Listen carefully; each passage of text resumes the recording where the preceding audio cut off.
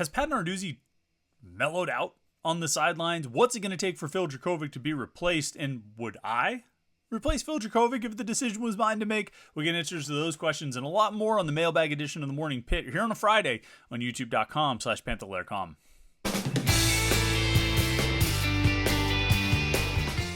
All right, welcome to Friday. Welcome to the end of the week. It's the best day of the week for a lot of reasons, and not the least of which is that we get to do the mailbag here on the Morning Pit on youtube.com/Panther-Lair.com. I'm Chris Peak from Panther-Lair.com, hanging out with you this morning for a little bit of Pitt sports talk. That's what we do to get your day started with a little bit of Pitt talk, or maybe mid-afternoon. Who knows? Depends on when you watch this video or listen to this podcast. I kind of would appreciate it more if you watch the video than listen into the audio podcast. Like, if you're really into the audio podcast, that's great. But maybe you could just open the YouTube app and just leave it open. I know it's annoying that, if you close your phone, YouTube shuts down, but just leave the app open, leave it plugged in, run it through your Bluetooth, listen to it that way instead of the audio podcast. Unless you want to sponsor the audio podcast, we're always up for that. But either way, like this video and subscribe to our YouTube channel. youtube.com/Panther-Lair.com, where we do these Morning Pit videos every day of the week, Monday through Friday. We have our weekly live stream that we do every Wednesday night, live show with me and Jim Hammett from Panther-Lair.com. We get together for an hour at 8:30 p.m. just to talk about everything that's going on in the world of Pitt sports and get your comments and questions, which a lot of people roll in with a lot of good comments and a lot of good questions. We have our regulars on the show, and the new people pop up every week. It's a lot of fun. And then we have our live post-game shows, which are probably the most fun of the week, largely because we're drinking. And this Morning Pit, I'm not going to have a beer during the Morning Pit. I could, but I'm not going to. The live show, the post-game show, though, man, we all have a beer at that one. Usually we need it, win or lose. We always try to have something cold to drink during the show. I haven't started doing hitting the whiskey bottle like we did last year. I think that started the Georgia Tech game. And we just did a shot of whiskey every week because, you know what? We can. It's my show. If I want to do shots of whiskey during the show, I can. But I'm out of whiskey. So might have to reload and get that taken care of before the West Virginia game tomorrow. But that's going to be a lot of fun. I'm thinking we'll probably start around 11 o'clock tomorrow night, depending on how long the game goes and how late and when it ends. We'll have our live post-game show right here at youtube.com/Panther-Lair.com. You want to make sure that you don't miss any of it. And you're not going to want to miss the live show, the post-game show, because win or lose, it's always entertaining. If you want to make sure you don't miss it, like this video and subscribe to our YouTube channel, and then turn on notifications so you'll get an alert anytime we go live. It'll be sent right to your phone. Whenever we post new videos or whenever we go live, you'll get an alert on your phone, and then you won't miss any of it. You don't want to miss the post-game show. And of course, head over to Panther-Lair.com, Panther-Lair.com, Pittsburgh.rivals.com for all the Pitt sports news, football, basketball, and recruiting, and message boards to talk to other Pitt fans. Message boards are where the questions come from for the mailbag. So if you want to be a part of the mailbag that we do every Friday here on the Morning Pit, the place to do it is to go to the message boards at Panther-Lair.com. And the last thing I got to tell you about, you know what it is, it's Homefield. It'll pop up right over here in a second. You'll see some images of some pretty sweet Pitt t-shirts, and you're looking at them and you're saying, I want those shirts. I want to wear those shirts to the Carolina game. Or the Virginia Tech here. I'm drawing a blank. I can't remember if they played up here or played down there last year. No, that game was up here. So that game's down there, but you're going to want to wear a Pitt shirt while you're watching that game. And the best place to get it is Homefieldapparel.com. It's just great looking stuff. I mean, I don't think anyone's ever been disappointed in the look of the shirts or the sweatshirts or the joggers or the bomber jackets or the dad hats, whatever you get. Nobody's ever been disappointed in the look of the shirts, the logos, the markings, the graphics, or the quality of the shirt. I mean, this is not a Homefield shirt. I'm just, I need to start timing it up better, what shirt I wear when I tape these Homefield ad reads. But it's just a high quality shirt. It holds its shape really well. It's really soft.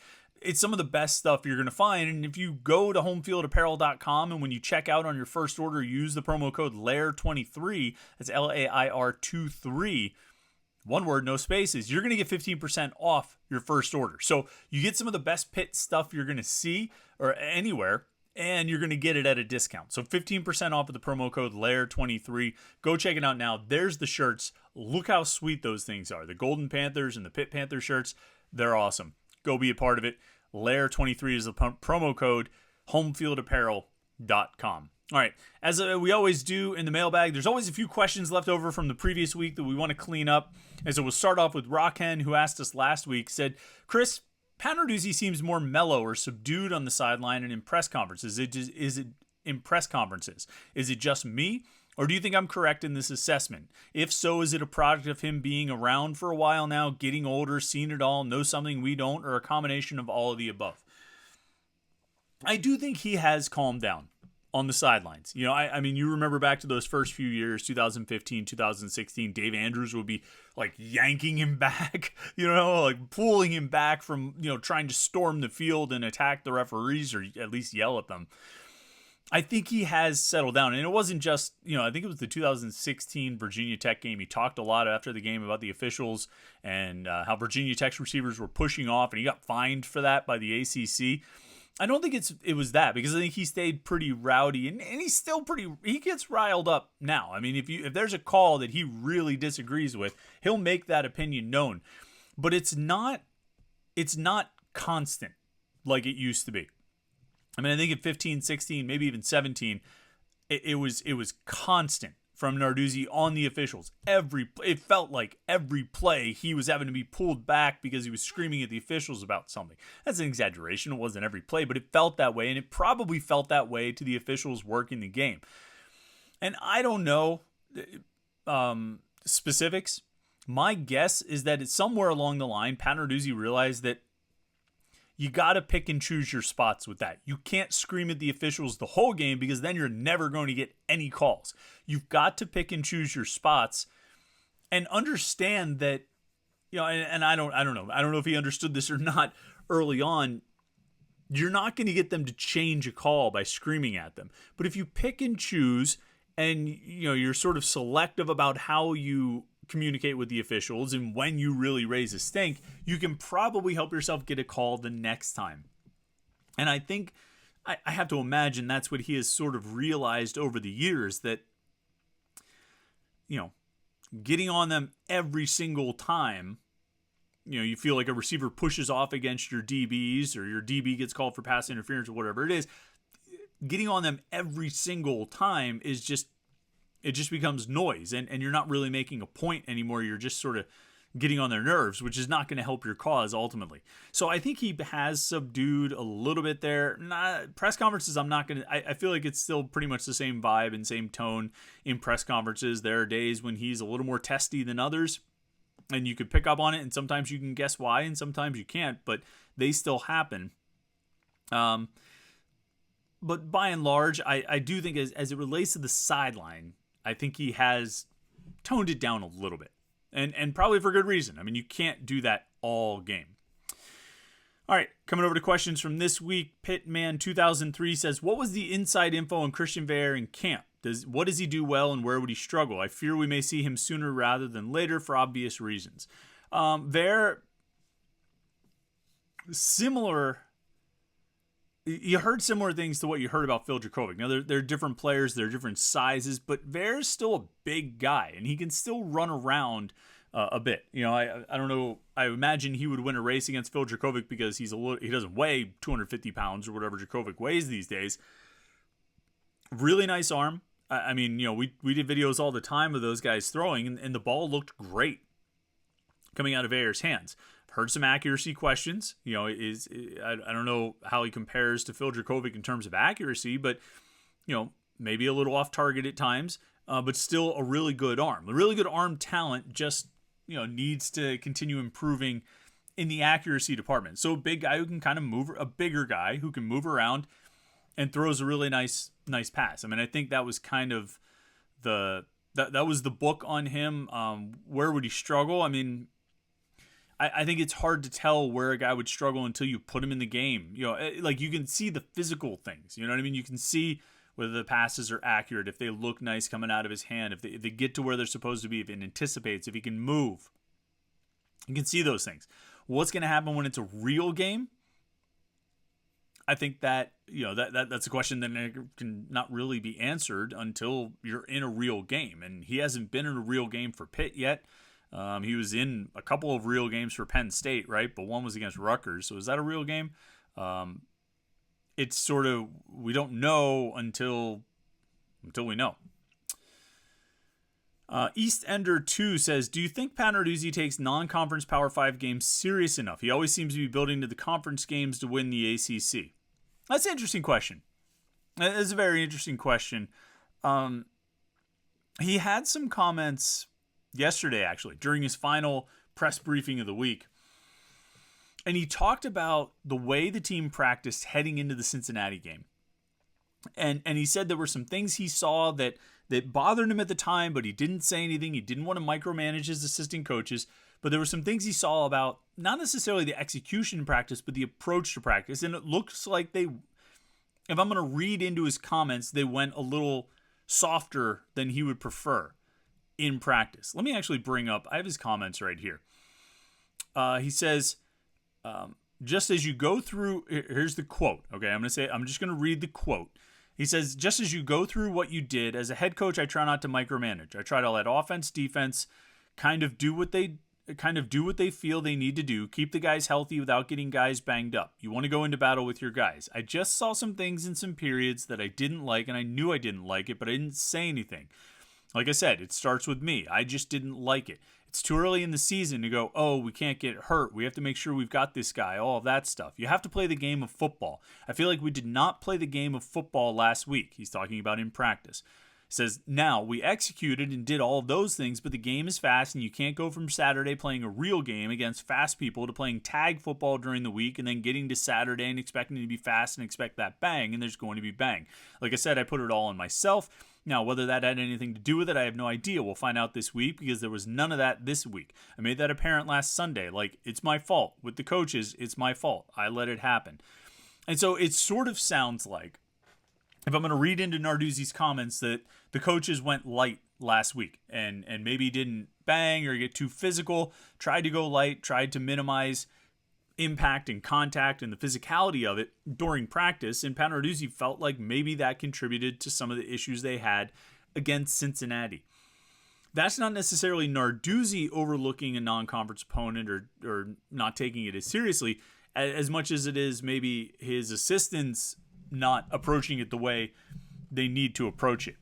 I think Narduzzi's teams have typically gotten better over the course of the season. It might not all be steps forward, and it might not, there can be lulls. I mean, certainly October was a lull last year for Pitt before they finished with 5 wins in a row.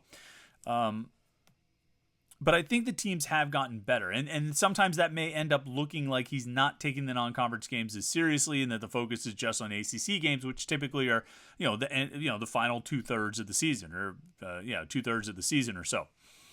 So I don't think there's a matter of him not taking the non-conference games as seriously, and I don't think that was the case for him, at least with the Cincinnati game. But clearly, he felt like there was something wrong in the team's approach to last week's game that he believes, or at least attempted to correct heading into this week's game.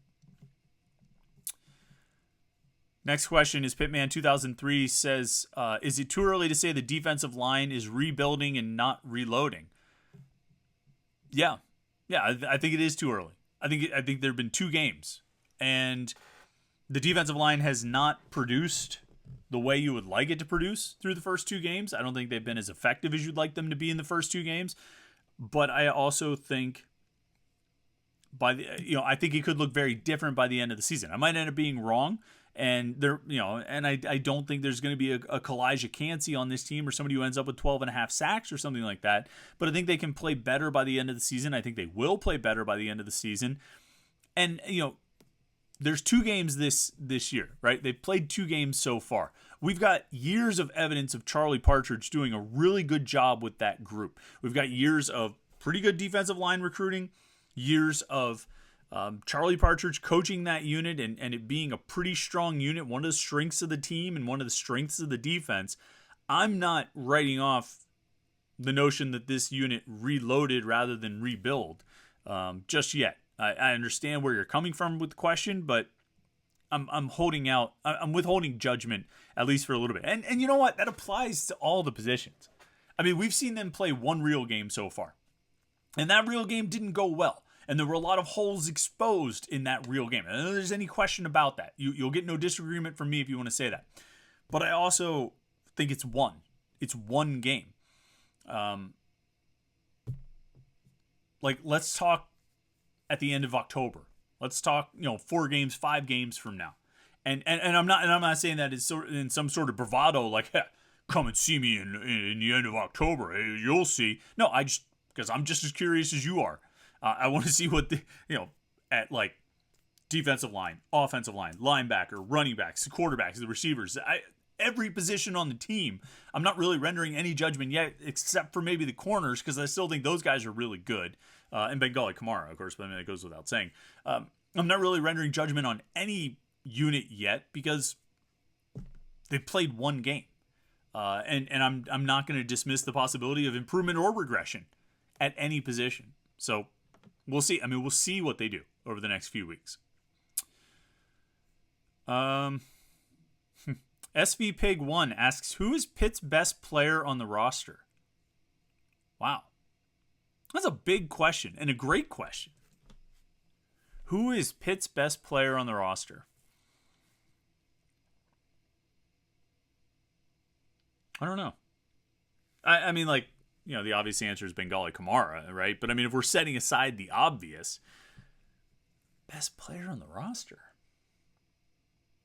I mean, I think Mackin-Salva is still really good. He was Pitt's highest rated pass blocking offensive lineman, according to Pro Football Focus from the game against Cincinnati, a game where the pass protection struggled. He at least played well. Maybe one of the corners, but I'm not really sure which one I would pick. I don't know who the best player on the roster is. Who was the best player on the roster last year? I guess Travasi. Well, Kalijah Kancey. I guess that one's pretty easy. I was about to try and make a point that it's not really that easy to say it about any year, but yeah, Kalijah Kancey pretty obviously in 2022. Kenny Pickett in 2021, or maybe Jordan Addison if you want to make that case. 2020. Who's the best player on the roster in 2020? Maybe like let me say like DeMar Hamlin, maybe. Oh, no, I mean, they had Patrick Jones and Rashad Weaver. They had All-Americans there. Jalen Twyman was pretty great in 2019. 2018, you had the running backs. I mean, like, okay, maybe it's easier in certain years. I don't think that player has emerged yet. There's nobody obvious that comes to mind. There might be people who work at Pitt who are like, you idiot, of course it's so-and-so. But there's nobody, I think, obvious that comes to mind right now. But I think there's some candidates. Ask me again in a month. Like, SV Pig 1, let's see who that was, right? SV Pig 1. Ask me again, whatever mailbag we have, in mid-October, October 15th or something like that. Because I'd be curious what we all, and I'd like to know in the comments who you guys think is the number one player on the roster. Who's the best player on the roster? Because I don't have an obvious answer, but that's a really interesting question. It's really interesting. Our old friend Smedges, who is one of the reliable guys here in the mailbag, says, based on the first 8 quarters of 2023 Pitt football, has your outlook changed for Bengali Kamara, Pitt's win total, or the wide receivers? I would say no to all 3 of those. I don't think my outlook has changed on any one of those 3 areas that you mentioned. Bengali Kamara, the win total, or the wide receivers. I'm just scrolling to the defensive stats right now. Kamara's tied for the team lead with 12 tackles. He's tied for the team lead with 2 tackles for loss. He's got a sack. He's got a pass breakup. In Pitt's official scorebook, he's got 2 quarterback hurries. Let's look up. I kind of like Pro Football Focus for the quarterback pressures. Let's see what his numbers are there. He's got 2 pressures there as well. Or 3 pressures, excuse me. 3 pressures on Pro Football Focus, 2 in Pitt's official stat book. I mean, you can say what you want about him or what you think of the outside linebackers right so far, but I mean, I think he is well on his way to being what I expected him to be. With the win total, no. I actually had a conversation with our old friend Jerry DePaula this week. Jerry and I were walking out of interviews one day, and we were talking about this or that, what the team could do, what they will do. And I said, it still feels to me like an 8-4 team. I don't think who they were against Cincinnati is who they're going to be for 12 games or 11 games this season. I don't. I think they're better than that on a lot of levels. I think they had a really bad day at the office. And I still hold most of my convictions that I had about this team prior to the season. I wrote it right before the season started. The day before the Wofford game, I wrote the 3-2-1 column, did a prediction column. I did the one prediction. I predicted the record, and I said this feels like an 8-4 team. There's a certain way that a 9-3 team feels, a 10-2 team, a 7-5. If I say each of those records, they very evocative of a certain type of team. And this team, when I look at it, feels to me like an 8-4 team. And even though they had the Cincinnati game where they looked like a 3-9 team, in a lot of parts of it, I still think they feel like an 8-4 team. So no, my expectation hasn't changed there. And the wide receivers, I'm pretty much where I was prior to camp on the wide receiver group. I really am. In the midst of camp, I got caught up in the Bub Means hype because I thought he might have turned the corner in terms of playing receiver, and in the Cincinnati game he clearly had not turned that corner. I'm not going to write off the possibility of him eventually turning it, but it sort of feels to me what I felt in July. When we talked about the issues at wide receiver, not much has changed. Javonte Royal moved back to defensive back. That's about the only change, and in my opinion of the receivers, has not really. I don't think it's really changed much at all, to be honest with you. Let's see if we had one more here. Thought there was another question I wanted to... Jay Lazinger says, I know you mentioned this on podcasts before, but was Phil Dracovic always this inaccurate? No, he wasn't 10 of 32 inaccurate over the course of his career. I do think accuracy is an issue and probably always will be, but it's not a fatal flaw, and it's not something he can't overcome, and it's not something they can't overcome as a team. I think what you saw on Saturday were you saw a handful of really good throws, you saw a handful of really bad throws, and you saw a handful of throws where they either were really bad throws or the receiver wasn't on the same page with the quarterback, which is a different thing from being inaccurate. If you know where the receiver is supposed to be and the receiver gets to where he's supposed to be, you don't throw it there, that's an inaccurate pass. If you throw it to where the receiver is supposed to be, but the receiver doesn't know he's supposed to be there or doesn't go to the place where he's supposed to be, it could still be an accurate pass, just an incomplete accurate pass. And so I think there were some of those. His completion percentage will come up. He's not going to go 10 of 32 again. He's not going to complete 30% of his passes again. That's not the kind of game, he'll be better. I'm really confident of that. I believe he'll be better than 10 out of 32. How much better remains to be seen, and whether he can continue making those, if he can expand that, handful of good throws, minimize the really off-target throws, get on the same page with his receivers, and do what probably was the most important thing, or one of the most important things, not throw any interceptions, which he avoided in that Cincinnati game. I think he'll be fine. I think he can be fine. I think it's dismissing a lot of things to look at the Cincinnati game and say, well, that's it, that's who he is, and that's all he'll ever be. Well, it's not. He's been a 3-year starter in college. He's played a lot of college football games, and he hasn't been that bad. I mean, that was the worst game of his career in terms of completions and completion percentage and whatnot. I mean, that was as bad as it gets. So I think we saw the bottom. Now there's nowhere to go but up, right? You hope. All right. Thanks for all the questions. You guys always come through on the message boards at Panther-Lair.com. And if I didn't get to your question this week, we will get to it next week and take more questions as well. So I always look forward to doing that. These really are some of my favorite episodes of the Morning Pit to put together. And these are some of my favorite shirts right there at Homefield apparel.com. You see the shirts right there. The Golden Panthers shirt, the Ringer tee is awesome. That Pitt Panthers logo right next to it is tremendous. And you know what's best of all? Getting 15% off your first order if you use the promo code LAIR23. LAIR23 is the promo code. If you want to get 15% off your first order, go to homefieldapparel.com and check out what they have. You're going to like it, and I almost guarantee you're going to buy something because they're just that nice. Head over to Panther-Lair.com, get all the Pitt sports info at Panther-Lair.com, and of course, like this video and subscribe to our YouTube channel. Don't forget, we'll be live after the game tomorrow night, probably around 11 o'clock. I'll tweet out and post on the message board an exact start time once one becomes clear, but it's going to be a lot of fun. So mark off that time on your calendar to watch the game, and then mark off another hour or so for the post-game show, because we'll have a lot of fun doing that right here at youtube.com/Panther-Lair.com. Thanks again for tuning in today. Thanks for tuning in all week. I hope you've had a great week. I hope you have a great weekend. Enjoy the game tomorrow night. Enjoy the Backyard Brawl. We'll talk to you on the post-game show right here on youtube.com/Panther-Lair.com.